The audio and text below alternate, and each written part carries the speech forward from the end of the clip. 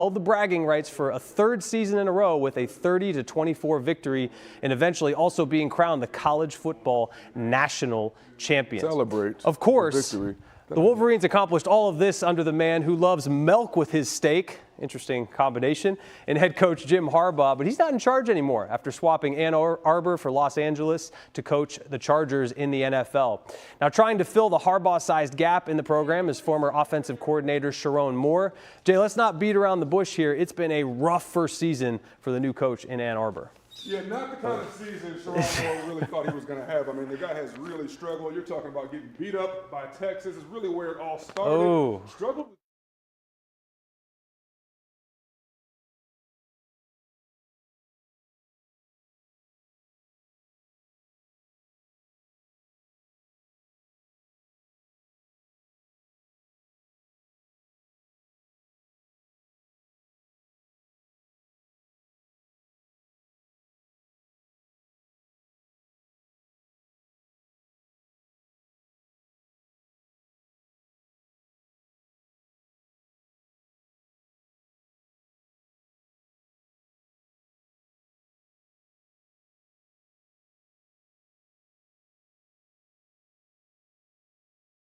Ohio and Michigan share two things, a border and a hatred. They don't like us, we don't like them. And for 1,827 days, Michigan has earned the right to talk. These last 2 years just really dominating. But sometimes the greatest devastation provides the greatest motivation. Every play is just amplified, every inch is amplified, every yard is amplified. The losses are amplified too.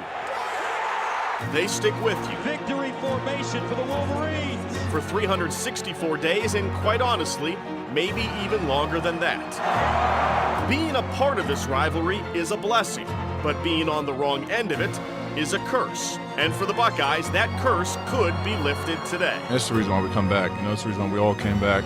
Legacies are on the line. Championships are on the line. Everything is on the line for two teams separated by an imaginary line. The wait is almost over. The greatest rivalry in all of sports, Ohio State, Michigan. The football fever starts right now.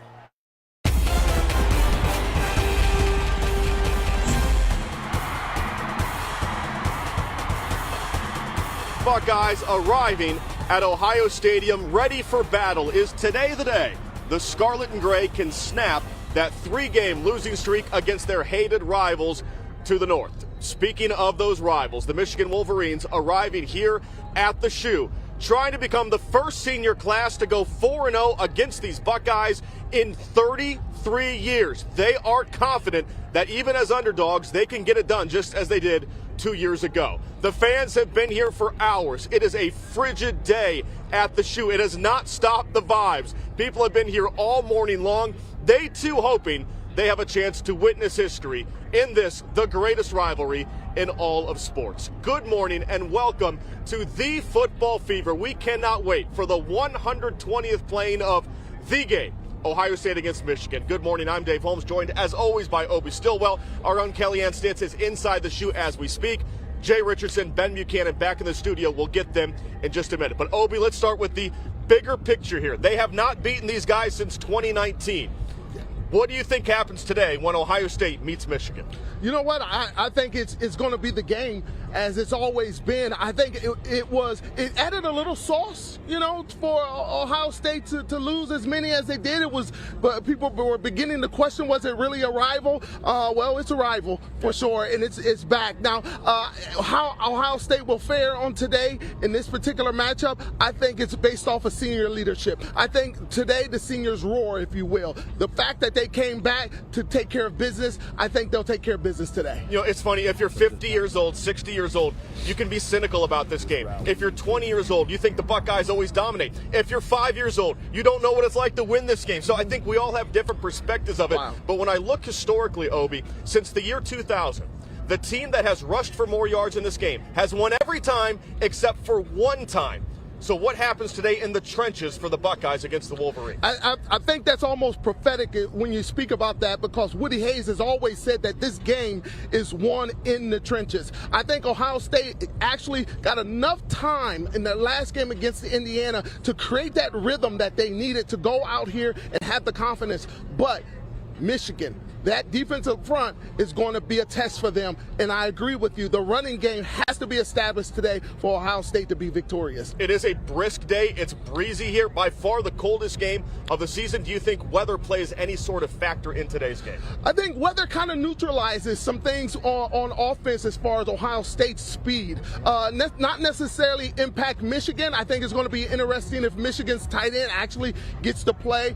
He got hurt in the second half of the Northwestern game, and sometimes Michigan challenges Ohio State. Ohio State sometimes has some trouble, some challenges when it comes to that tight end play, that play action pass, and then also the mobile quarterback. But the fact that their tight end may not be able to be in, I believe his name was Loveland, that he's not going to be able, he's questionable. It's a type of game that you would think he would push himself through an injury to play, but he may not. So that favors for Ohio State. The passing game, I think, will be somewhat affected by the cold weather, but the run game will not. Yeah, sunny day. It is a beautiful, crisp day, but wind chill in the teens right now as we send it back to the studio. Ben Buchanan, Jay Richardson, where I believe the forecast calls for 68 and a lot of artificial light. It's always nice and sunny in here. Sunny and 68, maybe 70, we'll call it. All right, thanks, guys. As I said, it's been a while since Ohio State has beat that team up north, and as we know, that certainly needs to change today. The drought, as we call it now, began back in 2021 when the Wolverines ended an 8-game losing streak in the rivalry by beating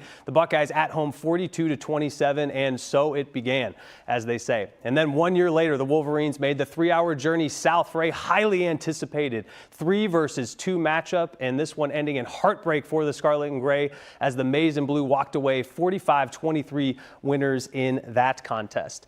And then just 1 year later, the 2023 chapter, it was another impressive 2 versus 3 matchup. Now this one was a lot closer, but yet again, the Wolverines held the bragging rights for a 3rd season in a row with a 30-24 victory and eventually also being crowned the college football national champions. Of course, now, the Wolverines accomplished all of this under the man who loves milk with his steak. It's an interesting combination there. And head coach Jim Harbaugh, but he's not in charge anymore after swapping Ann Arbor for Los Angeles to coach the Chargers in the NFL, as we know. Now trying to fill the Harbaugh-sized gap in the program is former offensive coordinator Sharon Moore. Jay, let's not beat around the bush here. It's been a rough first season for the new coach in Ann Arbor, my man. It has been extremely rough. That would be an understatement. And it all started with getting beat up by Texas, wow. Okay? That we expected that to happen, but we didn't think it would happen the way it happened. And then you see Michigan struggle with USC. You see them lose to an unranked Washington when Michigan was number 10 at the time. Then there's losses to Illinois, to Oregon, to IU. But it all begins with their quarterback play, Ben. I think when your quarterback play is so inconsistent, so up and down, is it going to be Orji, who's basically a dual threat, but he's not really dual because he only has 160 passing yards. He's really only one threat, and that is to run. Or is it going to be Davis Warren? And, Warren has more interceptions than he has touchdowns. Okay, 6 touchdowns, 7 interceptions for Michigan's current starting quarterback. That's not a recipe for success, Ben, and it's just been tough to rebuild that culture if you're Sharon Moore. And Michigan has not been able to consistently stay healthy, consistently stop teams defensively, consistently score points. They become so one-dimensional that their games get very, very predictable. And then it just becomes, how many stops can you get against them? Because they're only going to do one thing out there, and that is if they can't run the football, they are in trouble. And it's been a rough one for sure. Yeah, it really has. If you don't have that signal caller in major college football today, that guy you can count on, right? It can be a tough road, as we know. Now, the Maize and Blues' poor performance this year isn't for lack of talent, though. That's right. This team is full of first-round draft picks. The defensive trenches are loaded. They're anchored by D tackles Mason Graham and Kenneth Grant, who look to be top 15 picks on most draft boards. Then you have the big tight end, Colston Loveland, who's a consensus top 20 pick as well. Cornerback Will Johnson, who many think has now played himself into a very impressive top 5 selection, Jay. There's certainly a lot of talent here. Why have they struggled to really put it together this year with that much talent? Ben, they have fantastic players. Now, they got some guys that are going to make some noise in the NFL draft. We know that. A couple of them will not be playing today. But the biggest thing is culture, okay? Yeah. Culture always wins out, and it almost seems like the Khaki King just packed up the culture with him and hit the door after that championship and headed out there to Los Angeles and to be in the sun and left all of these guys out in the cold here in Michigan. And then you saw some guys leave, hit the portal, and they just don't have the senior leadership. They don't have the numbers. They don't have the depth that they had in the past. But most importantly, and I'll say it, I said it again, it's the quarterback play, Ben. When you don't have anyone under center that can really threaten you to move the ball around the field and do anything other than run the football, you don't really have a chance to be deceptive in your offense. You don't have a chance to be multiple in your packages. You just can't do much. And they're so one-dimensional that when you watch some of these games, Ben, it just becomes an exercise in 9-on-7. And folks who understand 9-on-7, that is just run period in practice, okay? That is just big boys up front. Doing their thing against the O-line and the running back. And you can't win a whole lot of games doing that because teams are going to load the box and they're going to force those awful quarterbacks to – Ben, their quarterback room is so bad, they had a kid retire mid-season. That says something about the culture, right? It says something about a lot of things, but you can't have guys retiring during a college career. That means things aren't going well. Great points there. Ryan Day, he always says it's about us. So with all this talent that's up against them today, what do the Buckeyes specifically need to do offensively, defensively to get the big win today? Yeah, this is interesting because we talk so much about, you got to run the ball against Michigan in this game. Whoever runs the ball wins. And then you have the weather as a factor. Well, you got Ohio State's offensive line going up against a big-time defensive line. I mean, that tandem of Graham and Grant is going to be tough for our interior three offensive linemen to contend with.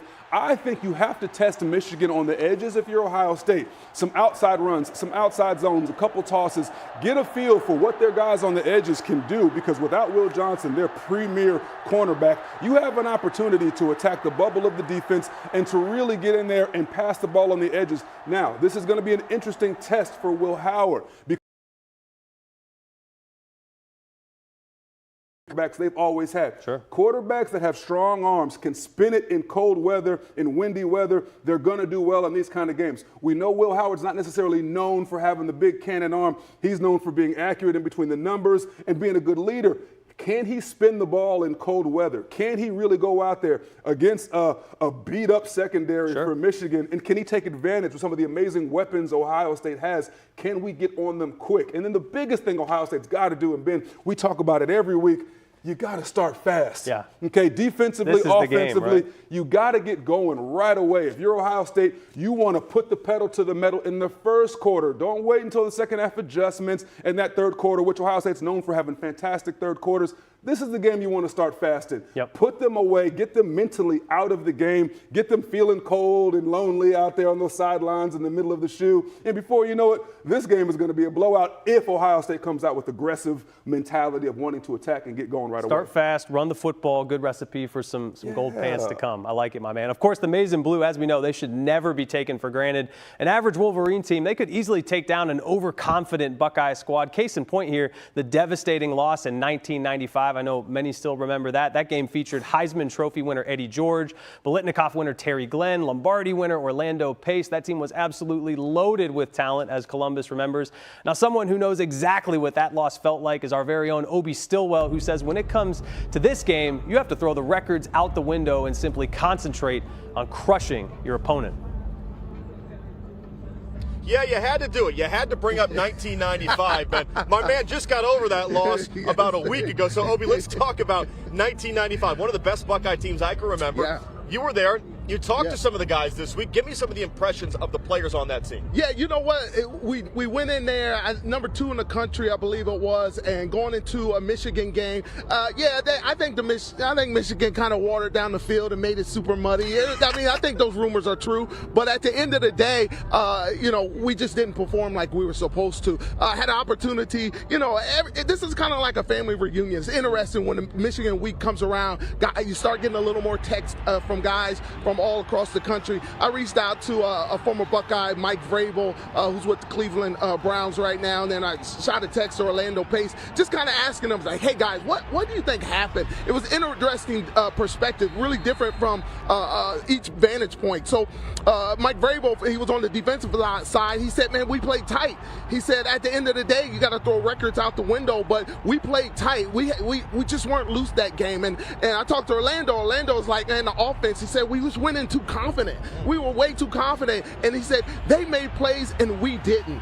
Bottom line. And so you look at that Michigan team who, for all intents and purposes, we put Tim Batuka on the, in the NFL. You made him look like Gale Sayers. Oh, man, we made it look amazing. And at the end of the day, this game is the game. I mean, this rivalry is real, and it really doesn't matter the records. I don't necessarily think that Michigan team that we lost to back in 1995 is this Michigan team, but it's still, the possibility is there. And I did get word that the tight end Loveland and the defensive back Johnson, thanks to Gibson Sports, is they actually are out for today, and so that's going to be interesting. That's going to hinder them a little bit on the defensive side, and obviously a little bit with passing to the tight end. Yeah, the only reason anyone can pronounce Tim Batuka is because of that game. Sorry, so you mentioned they're going to be down a couple of players, but Ben and Jay made a good point. It's interesting, Obi, because it's like all the ingredients you like, but for some reason the casserole doesn't taste good on this Michigan team.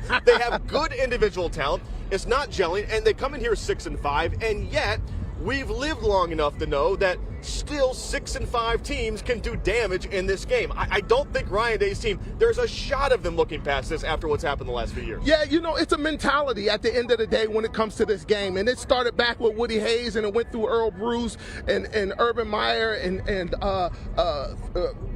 Luke Fickle and obviously now to Ryan Day. And at the end of the day, it is a mentality. It's who's going to play what type of game today, who's going to show up. And Ohio State, at the end of the day, if they lose this game today, it's because they did not act out the personality and the character that they showed us the last 3 games, because they look like they have evolved into a different type of a team. They look like a playoff team, a national championship team. So if they don't show up today, I think it will shock the country, it will shock the world if Michigan walks away with the win. Yeah, I talked to Urban Meyer earlier this week. We're going to play you a snippet of that interview coming up later in the show, but he told me, quote, "It's not a big week. Quit saying that.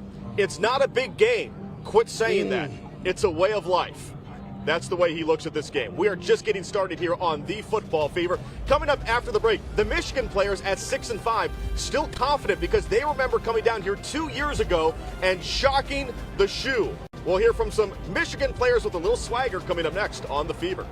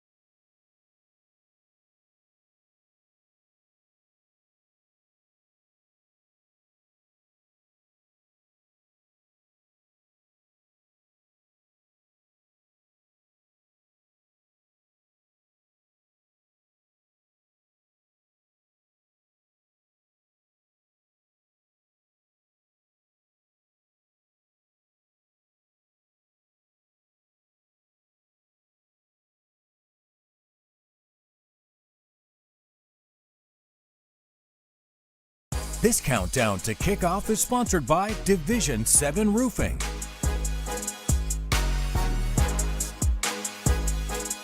All right, we're taking you back live to the Horseshoe this morning where the Buckeyes are getting ready for the greatest rivalry in all of sport. It's so intense, it's known simply as the game. This year, the Wolverines are coming into a very hostile environment as they look to extend their win streak to 4. Whether we were, 1-10 or 11-0 at this point, beating Ohio State's beating Ohio State, and that's an important. It's one of our goals for the year, right? Beating our rivals, getting bowl eligible, winning, those trophy games, and then a Big Ten championship, a national championship. Those are the goals every year, and beating Ohio State is on that list. At the end of the day, you come to Michigan to beat Ohio, so that's one of the pillars of the Michigan football program, and it's definitely something that each player is motivated to a T to go out and do. So it doesn't necessarily change the fact of where we are in the season, but it definitely is one of the defining moments of your career here at Michigan. They don't like us, we don't like them. Being able to go into Columbus and embrace that villain role, embrace being the underdog in a moment like this is something that is very motivating. It's something that every guy in the locker room can look at and look up to, and being able to silence the crowd like we did the last time is something that you can find a lot of fulfillment in.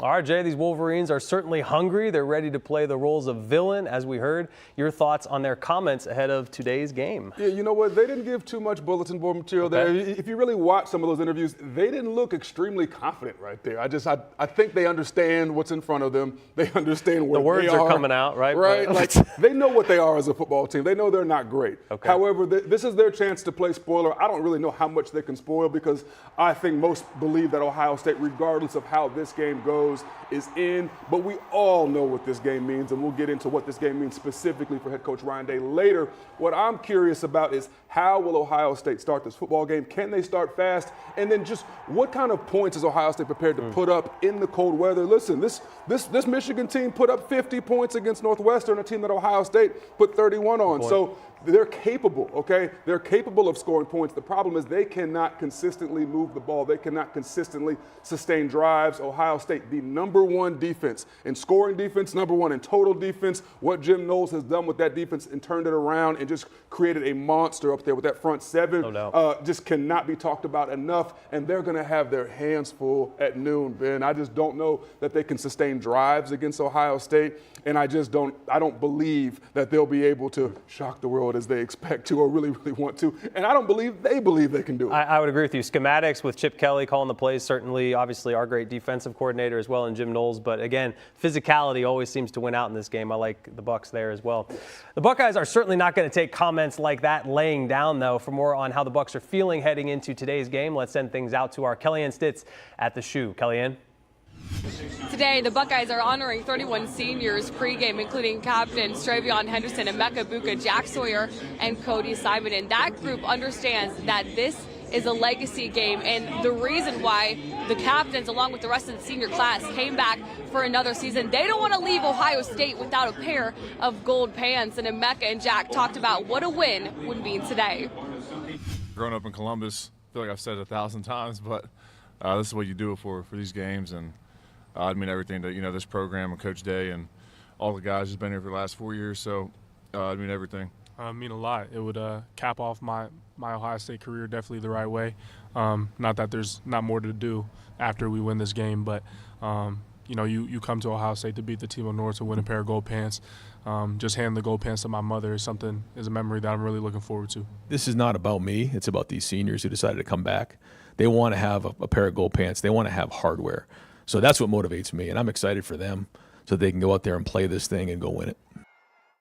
Ben, Jay, and Obi all have a pair of gold pants, and our Dave Holmes and Obi Stillwell are alive outside of the Shoe. And Obi, you know the pride of having a pair of gold pants and going a year without them. These seniors, if they leave Ohio State without beating Michigan, that's a hard truth to face.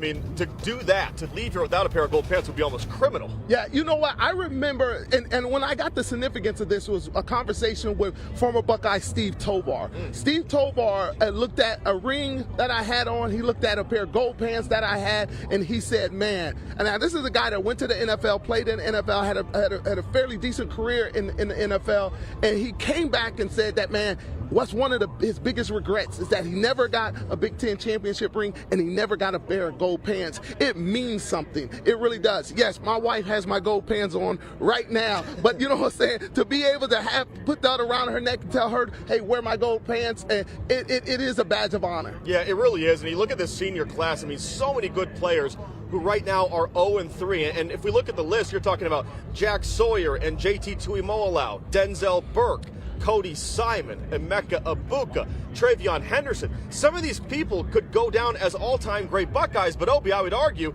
it's hard to be an all-time great Buckeye without at least one win against that team up north. So what's at stake today for these guys who, yes, they came back and got a bag of NIL. I will not dispute that. Yeah. But I think this game was the defining reason they came back to be seniors. No, absolutely. You know what? And what I like about that is that those type of decisions are made without the coaches. Those type of decisions, I remember when we would have team meetings, and then our captains, Cedric Saunders, Chico Nelson, different ones would say, okay, coach is out.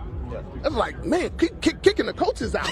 And then it would be the players. We would have a conversation amongst the players, and that decision to come back to play for a win over Michigan, to play for the gold pants, to get a ring, and say that our team, we actually as seniors came together, galvanized, and beat Michigan. That is a decision that they made through text messages, through conversations one-on-one, through breakfast or lunch or dinner, and saying, hey guys, are we going to come back and beat Michigan or not? What are we going to do? And they made the decision to come back, and that's a beautiful thing. The last time Michigan beat Ohio State 4 straight times, 1988 to 1991. It has been a long time. I do want to ask you about this, Obi.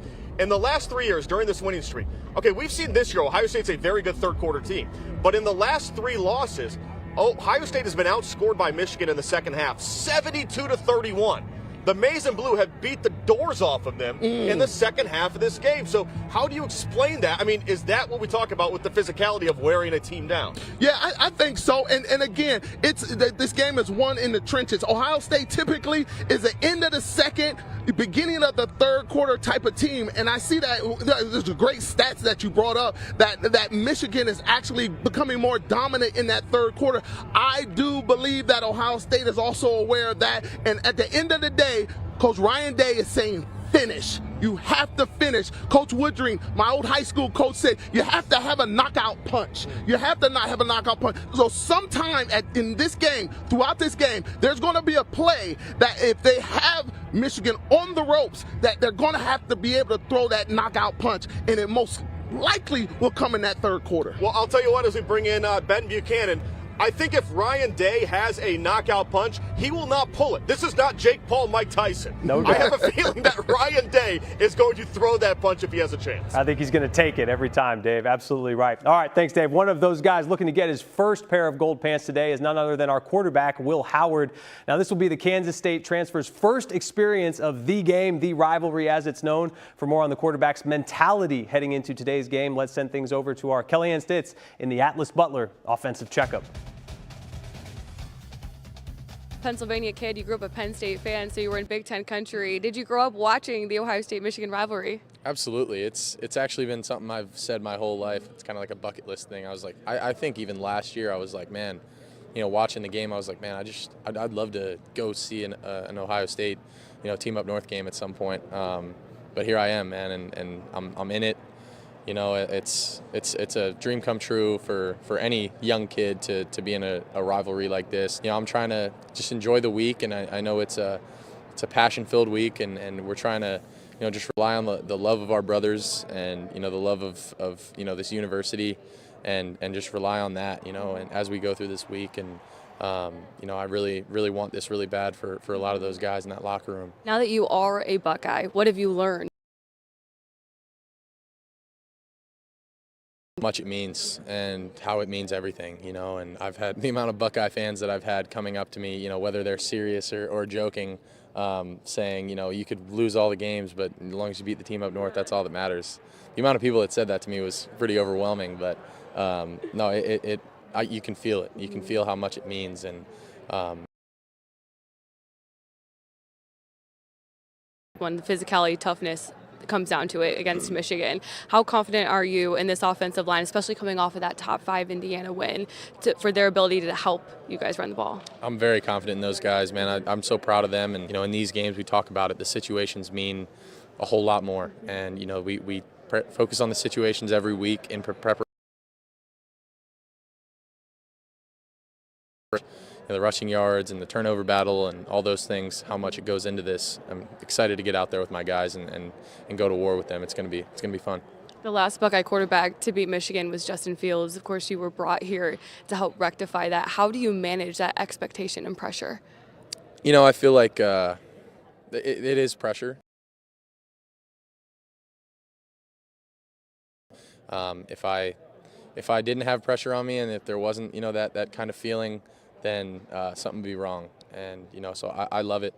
I embrace it. I try to you know, use it. I go about my business, but you know, I think it's why I come here. It's why you come to a place like Ohio State, to be a part of big games, big rivalries like this. And I'm just, again, I'm so grateful to be a part of it, and best way I know how. That's right. Well, this Buckeye simply kicked cancer's butt. The amazing story of healing and the special bond Andrea Wells formed with one of the best running backs in college football. This is the Football Fever live from Columbus.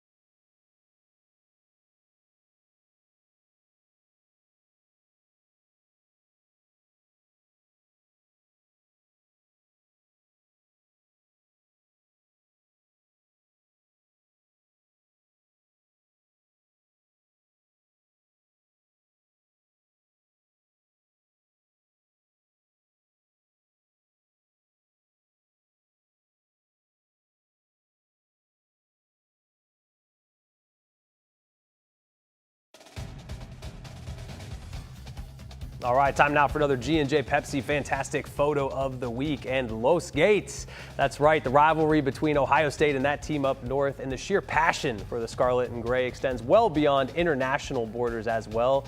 Sven and Steffi here, maybe from Germany, but that doesn't mean they don't make the time to watch, support, and love their Buckeyes. Great shot right there. Remember to send us your photos of how you're watching our Buckeyes by going to chime in on the ABC6 app, and as always, we look forward to seeing you there. Now to the Football Fever best trivia in the land, sponsored by Parlay Sporting Club and Kitchen. This week's question is, which backup quarterback led the Buckeyes to a national championship in 2014? Was it J.T. Barrett, Cardale Jones, or Troy Smith? Come on, question folks. there. All right, here we go. Simply scan the QR code on your screen, answer the question correctly, and you could win a $100 gift card to Parlay Sporting Club and Kitchen to enjoy some of this amazing food you're seeing right now. All right, we're taking you live to the shoe once again this morning with less than 30 minutes until kickoff. There's still much more to come. Stay with us here on the Football Fever.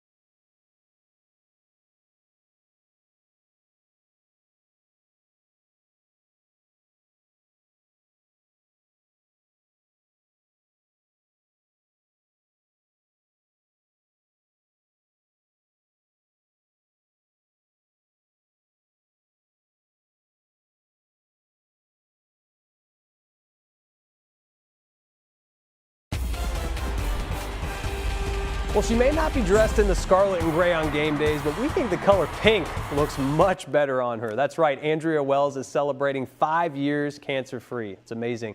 And as a lifelong Buckeye fan, her achievement is not only celebrated, but also loved by one of Ohio State's star players. And he says he feels he was drawn to Andrea for a specific reason. Our own Kellyanne Sitz got to sit down with the woman who battled breast cancer and won to talk about the special connection she shares with running back Travion Henderson.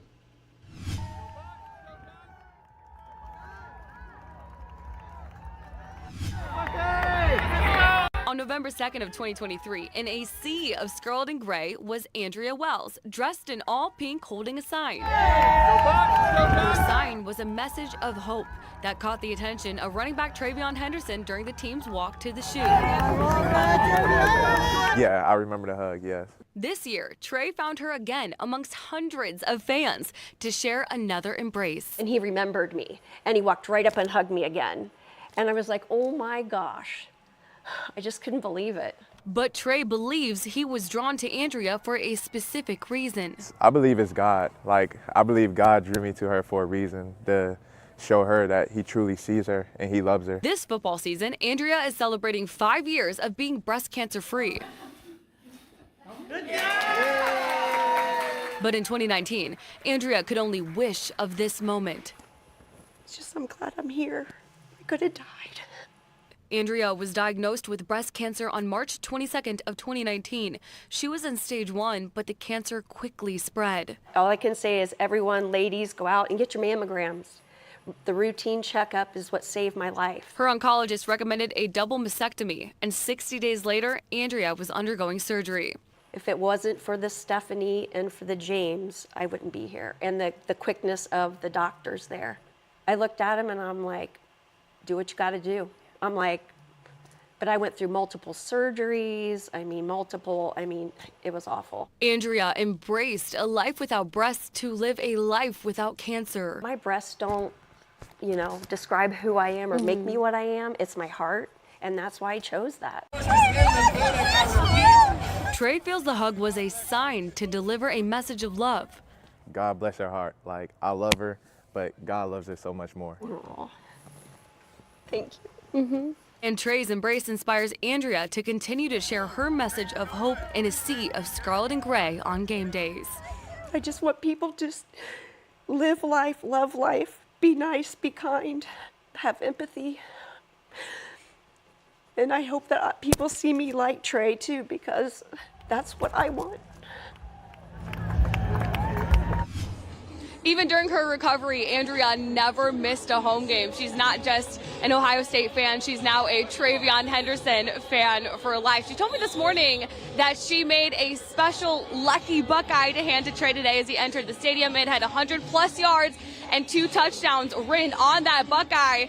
And Ben and Jay, hey, we will take that stat line all day today from Travion Henderson. Absolutely. Beautiful story there. Well, he's intense, he's a winner, and he's undefeated against that team up north. That's right. He's Urban Meyer. What it was like to play under the man who brought a national championship and years of impressive success to the Buckeye program. This is the Football Fever live from Columbus.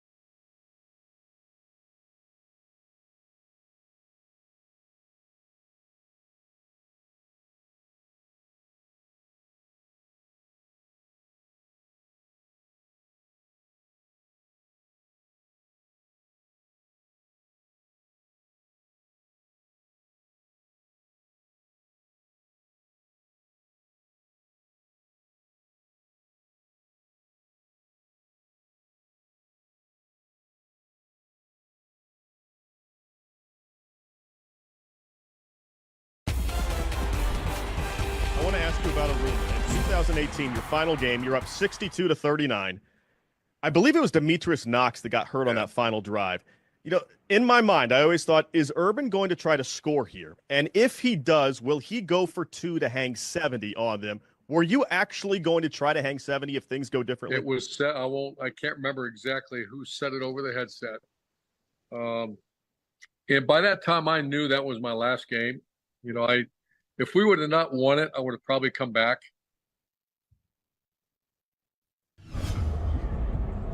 Interesting stuff there. Urban Meyer was my guest on the Buckeye Fever podcast this week. Also, Joel Klatt of Fox Sports. Hanging 70 on them. I'll say this about Urban. He doesn't mess around, Obi. No, he doesn't. And I guarantee you he knows who said what in his headphones. I guarantee. He just didn't tell us. But he knows who said what. And you know what? At the end of the day, Urban Meyer has that edge. Some people say, hey, he's somewhat of a jerk. I hope I'm not. Maybe I'm the first person to say that on live TV, that Urban Meyer can be a jerk. But if you've been around Urban Meyer, you know that he can be a jerk. But it's okay when that jerk is on your team, right?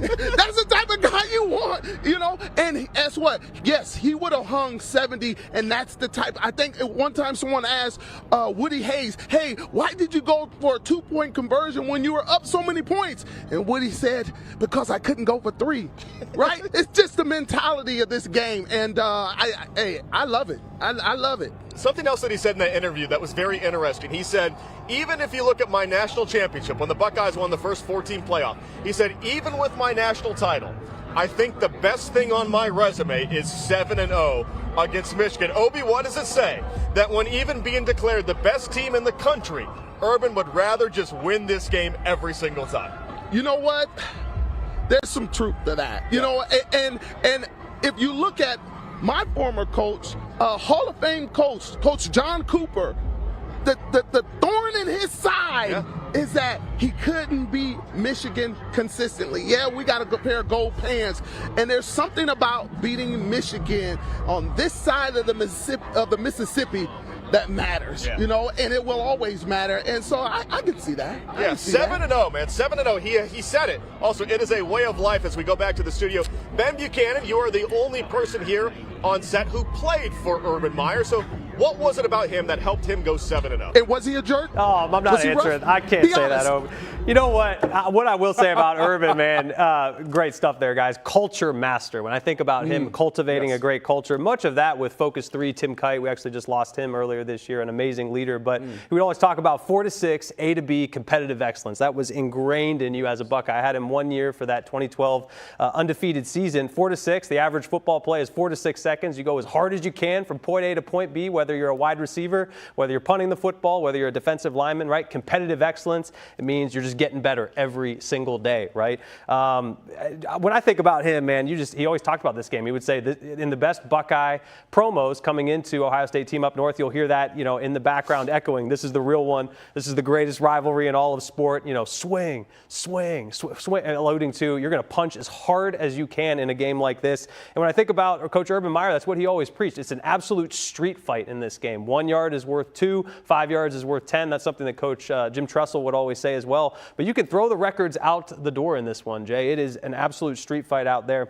I want to ask you this. Coach Urban Meyer, as we know, he was undefeated against that team up north. As for Coach Ryan Day, he has struggled in this game, right? We're talking a 1-3 record. How important is this game today, right now, for his legacy? Ben, that is a fantastic question. And everyone seems to believe that Ryan Day's legacy is on the line at noon today. That will be how it's decided. I want people to understand a few things about Ryan Day's career and his tenure at Ohio State, okay?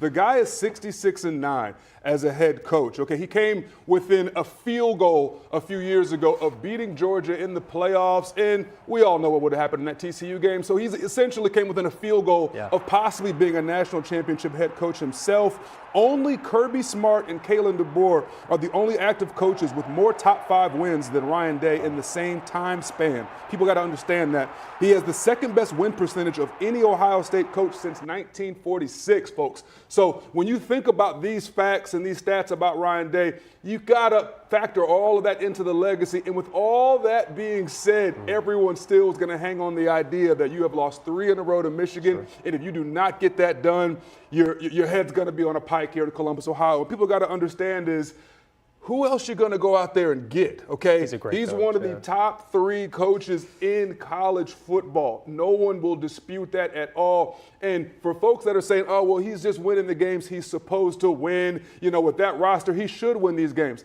I don't know. I call BS. I got a feeling things could be worse. They don't, just switching coaches doesn't automatically make things better, okay? Just check out USC, check out Oklahoma, okay? Check out Bama, what they're going through right now. You got to understand when you have something great, you might want to hold on to it and let him go through everything he's going through to become the legendary potential coach he could be down the road. I think Ryan Day's legacy is not so much on the line today as it is being tested today in the biggest way possible. And I think Ryan Day is fully prepared to answer that test. He understands what's on the line. He talks about it all the time at practice. In private moments, he knows what Columbus expects of him, and he feels the pressure. And it's okay to feel the pressure.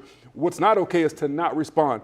Ryan Day is going to respond today. I like it, man. Win or lose, you have to embrace the rivalry, right? He's looked like a strong man up there, right? When you win the game, everybody's patting you on the back. When you lose, you know, how do you stand and deliver? And have a lot of respect for Ryan Day. Want to see that win today. It'd be a good one. Ben, by the way, just between the Coach Tressel and Urban Meyer feel, because I know you've had both coaches. I came up under Tressel. Man, in the building, the building was so family atmosphere and jovial under Tress. This is true. And I'm not trying to make Obi's point. This is true. But, man, during the Urban years, you walk in that building, there was some tension. Guys walking around on eggshells. Yep. That was Urban's thing. He wanted to keep you on edge. His philosophy was, right, when you're on edge, you're going to play better. It just means that much more. Coach Tressel, more of a family atmosphere. But, hey, both national championship winning head coaches.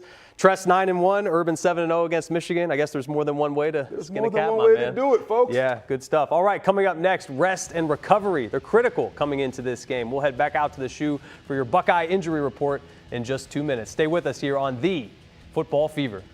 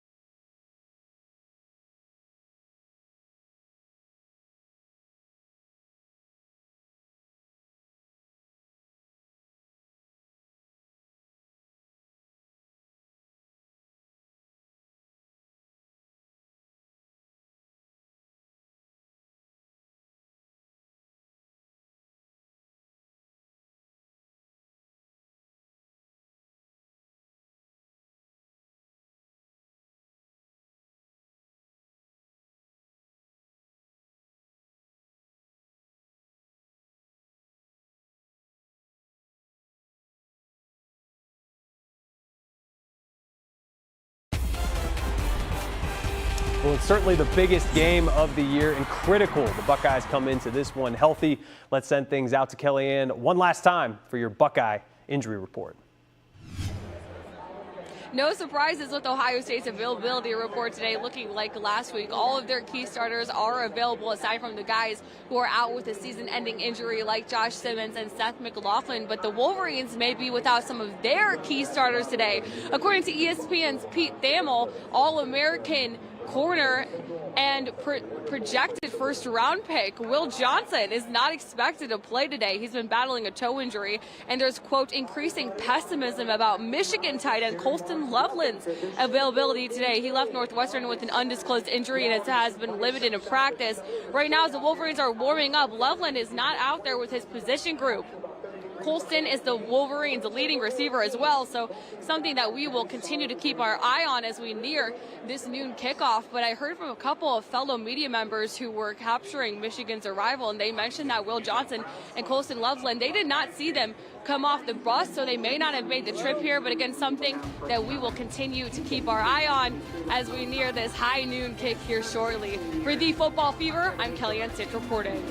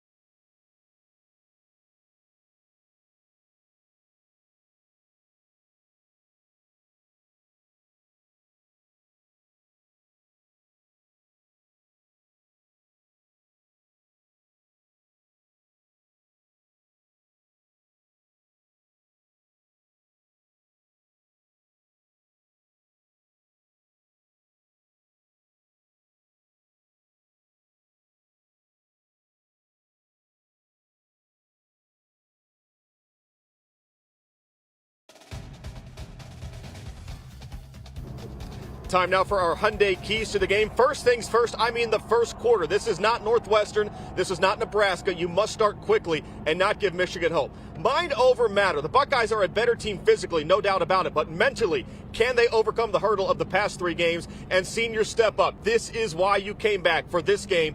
Go out and seize it. Live back here at the Shoe. Obi Stillwell, final thoughts as we get ready for the game. You know what? I'm just going to double down on your last key. The seniors, they came back for a reason. I think they accomplished it. I'm throwing a prediction out there, 38-10 Buckeyes. I like the way you think, guys. It's been 1,827 days since the Ohio State Buckeyes have beaten Michigan. I think that clock hits 0 3 hours from now. I love it. I think sounds good to me. Quick score prediction for you? I'm with Obi. Buckeyes are going to roll, take the over. I got Buckeyes, we'll say 35-10. 35-10? I like that as well. I'll go 42-14, and we're going to have the greatest rivalry in all of sport.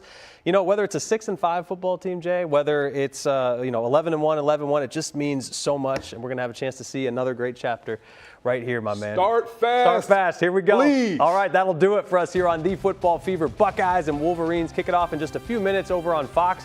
Remember, we have a special post-game show airing directly following the game. Then it's back to the regularly scheduled programming with our traditional post-game at 11 p.m. Until then, for the entire Football Fever team, I'm Ben Buchanan. Enjoy the game, everyone. Go Bucks. Go Bucks.